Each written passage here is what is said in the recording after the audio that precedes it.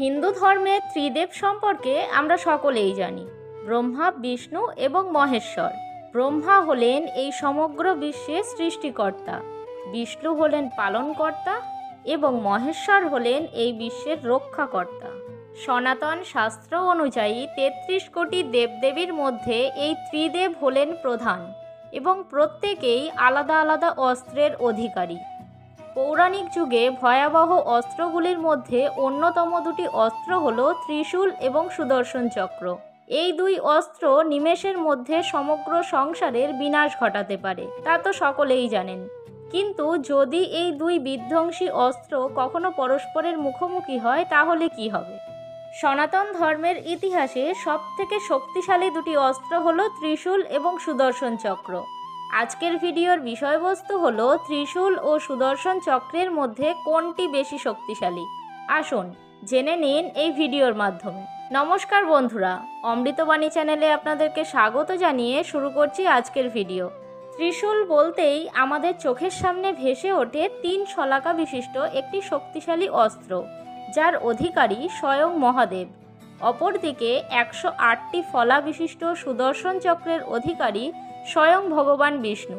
সর্বপ্রথম এই দুই অস্ত্রের পৌরাণিক ইতিহাস সম্পর্কে আপনাদের জানাই। ত্রিশূল হল সমৃদ্ধির প্রতীক। ত্রিশূলের 3টি ফলার একাধিক অর্থ এবং গুরুত্ব রয়েছে।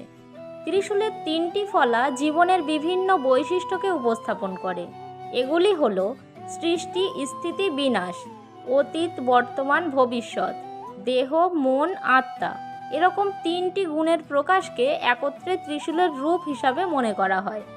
অপরদিকে সুদর্শন চক্রের সুদর্শন কথাটির মধ্যে দুটি ভিন্ন ভিন্ন অর্থ আছে, সু আর দর্শন।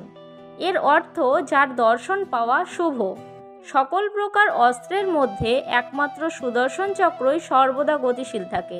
সুদর্শন চক্রের আবির্ভাব ইতিহাস নিয়ে পুরাণে একাধিক কাহিনী আছে। পুরাণে বলা হয়েছে ব্রহ্মা, বিষ্ণু, মহেশ্বর এবং দেবগুরু বৃহস্পতির মিলিত শক্তির ফসল এই সুদর্শন চক্র। আবার পুরাণের অন্য একটি খণ্ডে বলা হয়েছে একবার অসুররা স্বর্গ আক্রমণ করে দেবতাদের হারিয়ে দেয়। তখন স্বয়ং বিষ্ণু অসুরদের হাত থেকে স্বর্গকে রক্ষা করতে পারেননি। তখন তিনি 1000 পদ্মফুল নিয়ে মহাদেবের পূজা করেন।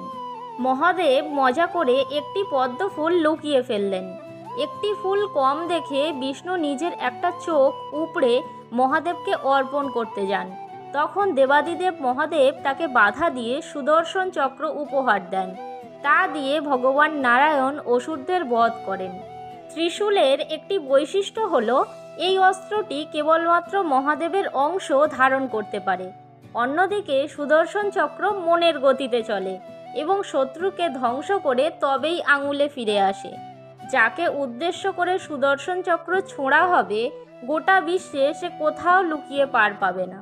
এই দুই অস্ত্রের মধ্যে কিছু পার্থক্যও রয়েছে।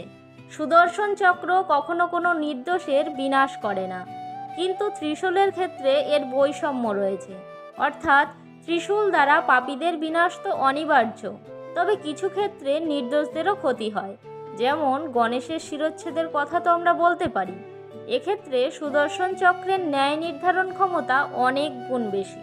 তবে আপনারা পৌরাণিক কাহিনীগুলিতে দেখে থাকবেন ভগবান বিষ্ণু ও দেবাদিদেব মহাদেব তাদের এই দুই প্রধান অস্ত্রকে সহজে ব্যবহার করতেন না, কারণ তারা জানে এর ফল সুদূর প্রসারী হতে পারে। সেই কারণে কখনোই একসাথে এই দুই প্রকার অস্ত্রের ব্যবহার দেখা যায়নি। তবে অনেকেই বলে থাকেন যে যদি এই দুই অস্ত্রের সংঘর্ষ হতো তবে সুদর্শন চক্রেরই জয় হতো। আবার অনেকেই ত্রিশূলের কার্যক্ষমতাকে সমর্থন করে থাকেন। ত্রিশূল নিয়ন্ত্রণের ক্ষমতা একমাত্র দেবাদিদেব মহাদেবের হাতে, কিন্তু সুদর্শন চক্র নিয়ন্ত্রণের ক্ষমতা থাকে ভগবান বিষ্ণু এবং দেবাদিদেব মহাদেবের হাতে। তবে গতির দিক থেকে এই দুই অস্ত্র কেউই কারোর থেকে কম নয়। সঠিকভাবে বিশ্লেষণ করলে দেখা যায় যে এই দুই অস্ত্রই সমান ক্ষমতা সম্পন্ন। আপনাদের কি মনে হয় কোন অস্ত্রটি বেশি শক্তিশালী? কমেন্টে জানাতে ভুলবেন না।